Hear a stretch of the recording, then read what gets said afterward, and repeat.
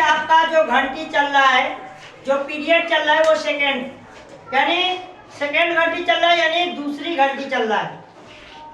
और आपका सब्जेक्ट है इंग्लिश ग्रामर।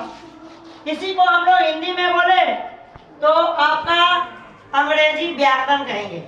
ठीक है, हर भाषा में एक व्याकरण तैयार किया गया है जो आपको उस भाषा का शुद्धतम रूप बताने के लिए वह पुस्तक का अध्ययन करना बहुत ही अनिवार्य होता है।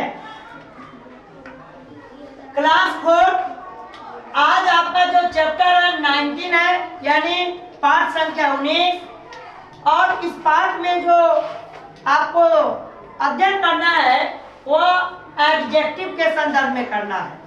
Correct use of some adjective या डिटरमाइनर्स, यानी एडजेक्टिव का प्रयोग हम लोग कैसे करेंगे उसके शुद्धतम रूप की जानकारी इस पाठ से मिलेगा।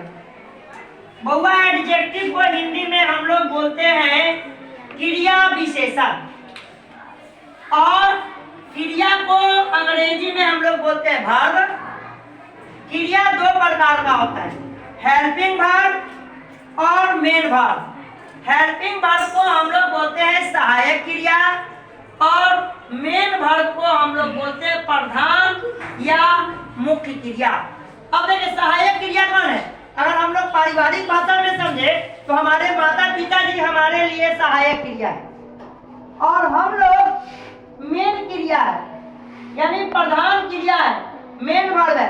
क्योंकि कर्म तो हमको करना है, हम अच्छा कर्म करेंगे तब हम कल का इंजीनियर, कल का डॉक्टर, कल का कलेक्टर, चाहे जो भी मुझे बनना है वो बनेंगे। लेकिन इसमें सहयोग कौन देने वाले हैं? हमारे माता पिता।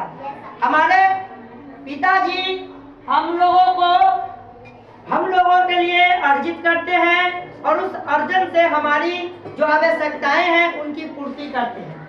माँ हमें भोजन बनाकर हमारे लिए तैयार रखती है, हम खाते हैं तो स्वस्थ रहते हैं, और जब हमको एनर्जी रहती है तभी हम लोग अपने कर्म को अच्छे से कर पाते हैं। क्योंकि कर्म करने के लिए, क्रिया करने के लिए मनुष्य को स्वस्थ रहना जरूरी है। तो वो हमारे स्वास्थ्य में हमारी माँ हमारा केयर करती है, अच्छे पकवान से भोजन पानी जो भी है हमारी जरूरत की चीज उसको उपलब्ध कराकर, और पिताजी उसमें अर्जित कर उन सामग्री को लाकर देते हैं। चलिए, तो अब आपको है कि एडजेक्टिव के संदर्भ में हम जानेंगे।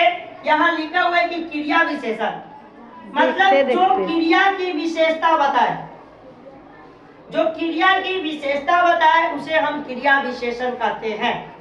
तो भैया जैसे कोई दौड़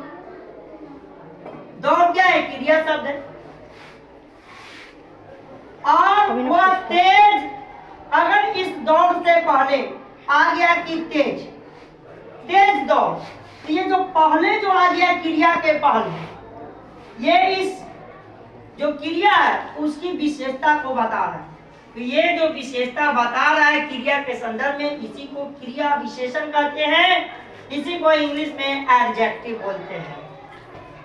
अब इसके आगे भी हम आपको बताएंगे सेंटेंस में कैसे इसका उपयोग होता है।